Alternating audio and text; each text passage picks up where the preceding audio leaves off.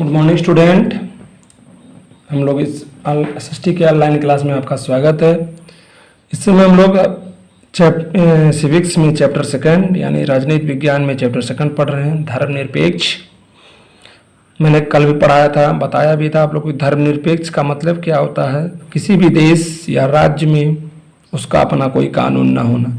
कोई भी देश, कोई भी राज्य किसी एक व्यक्ति, किसी एक जाति, किसी एक संप्रदाय विशेष को कोई प्रोत्साहन या सहायता नहीं प्रदान करता। तब भी विश्व में बहुत से ऐसे देश हैं जो किसी एक विशेष जाति धर्म को बढ़ावा देते हैं, जैसे सऊदी अरब, इस्लामिक कंट्री है, Syria, Iraq, Iran, Pakistan, Bangladesh, ये सब इस्लामिक कंट्री हैं। इसमें लिखा है कि वहाँ का प्रधानमंत्री, राष्ट्रपति किसी अन्य जाति का नहीं हो सकता है, मुस्लिम समाज का ही हो सकता है, जबकि भारत में ऐसा कहीं नहीं है। भारत में राष्ट्रपति का बनने के लिए और भारत का नागरिक हो, 35 वर्ष की आयु पूरी कर चुका है, दिवालिया पागल ना हो, ये सारी चीज़ें हैं। कहीं ये नहीं लिखा है कि वो मुस्लिम होना चाहिए या हिंदू होना चाहिए, ऐसा नहीं लिखा है। क्योंकि भारत जो है वो लोकतांत्रिक देश है और लोकतंत्र में कोई भी देश धर्मनिरपेक्षता का पालन करता है, ठीक है ना।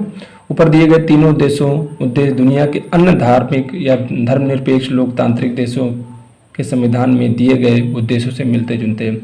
अमेरिकी संविधान में हुए पहले संविधान संशोधन के जरिए विधायकों को ऐसे कानून बनाने से रोक दिया गया जो धार्मिक संस्थानों का पक्ष लेते हों या धार्मिक स्वतंत्रता को रोकते हों।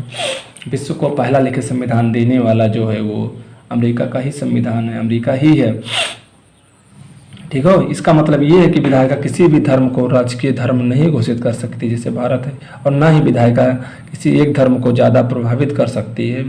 संयुक्त राज्य अमेरिका में राज्य और धर्म को पृथक्करण का मतलब है कि राज्य और धर्म दोनों ही एक दूसरे के मामलों में किसी तरह का दखल नहीं देंगे।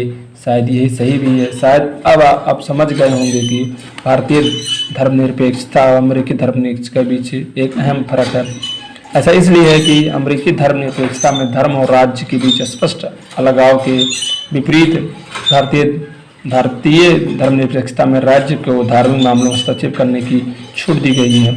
आप पढ़ चुके होंगे कि किस तरह का भारतीय संविधान ने छुआछूत को खत्म करने के लिए हिंदू धार्मिक क्रियाकलापों में हस्तक्षेप किया। भारतीय धर्मनिरपेक्षता में राज्य धर्म से अलग तो है, लेकिन धर्म से उसका फासला सैद्धांतिक है। इसका मतलब ये है कि संविधान में दिए गए आदर्शों के आधार पर राज्य किसी भी धर्म के इस मामलों में हस्तक्षेप कर सकता है। अगर ऐसा लगता है किसी राज्य के मुख्यमंत्री या अधिकारी को, व्यक्ति को, कि ये धर्म किसी अन्य व्यक्ति को ज़्यादा परेशान कर रहा है या कष्ट पहुंचा रहा है या छुआछूत या कोई और बीमारी या अन्य चीज़ें हैं जिसके कारण से वह व्यक्ति और समाज का हानि हो रहा है, तो वो उसमें हस्तक्षेप कर सकता है। ये आदर्श वह कसौटी मुहैया कराते हैं जिसके जरिए इस बारे में फैसला किया जा सकता है कि हमारा राज्य धर्मनिरपेक्ष सिद्धांतों के अनुरूप ही काम कर रहा है या नहीं कर रहा है। भारत राज्य धर्मनिरपेक्ष है और धार्मिक वर्चस्व को रोकने के लिए कई तरीके से काम करता है। भारतीय संविधान अपने नागरिकों को मौलिक अधिकारों का आश्वासन देता है। ये मौलिक अधिकार उन धर्मनिरपेक्ष सिद्धांतों पर आधारित हैं, लेकिन इसका मतलब यह नहीं कि भारतीय समाज में इन अधिकारों का उल्लंघन बंद हो गया है, बल्कि वास्तविक में ऐसे उल्लंघनों की वजह से ही हमारे सामने संवैधानिक व्यवस्था की ज़रूरत बनी हुई है।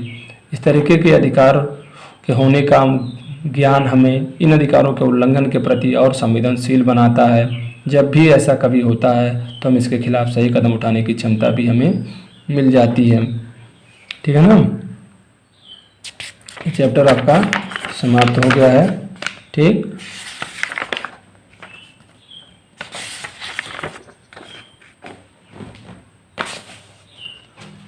इसके क्वेश्चन आंसर आपको करने हैं। इसके क्वेश्चन आंसर मैं करवा दूंगा, ठीक है ना। धार्मिक निरपेक्षता आपको समझ में आ गया कि निरपेक्ष शब्द क्या है, ठीक है ना। निरपेक्ष जो है निरपेक्षता, फिर मैं बता रहा हूँ कि जो धर्मनिरपेक्षता शब्द है उसका मतलब ये है कि कोई भी राष्ट्र या देश किसी विशेष जाति, विशेष संप्रदाय, विशेष धर्म को प्रोत्साहन नहीं देगा। अमेरिका में इसका धर्म और राज्य को अलग अलग किया गया। भारत में भी ऐसा है, लेकिन सैद्धांतिक रूप से या व्यवहार में ऐसा नहीं है। भारत में अगर किसी भी राज्य में किसी भी विशेष जाति संप्रदाय के द्वारा किसी विशेष जाति संप्रदाय के लोगों को नुकसान पहुंचाते हैं, उसकी प्रताड़ना होती है, उसको कष्ट दिया जाता है, तो उस धर्म, उस संप्रदाय के खिलाफ यहाँ की जो सरकारें हैं या जो यहाँ के अधिकारी हैं, यहाँ के जो मुख्यमंत्री हैं, वो क्या करते हैं, उस एक्शन लेते हैं। ठीक है ना। इसके क्वेश्चन आंसर हम लोग कल करेंगे।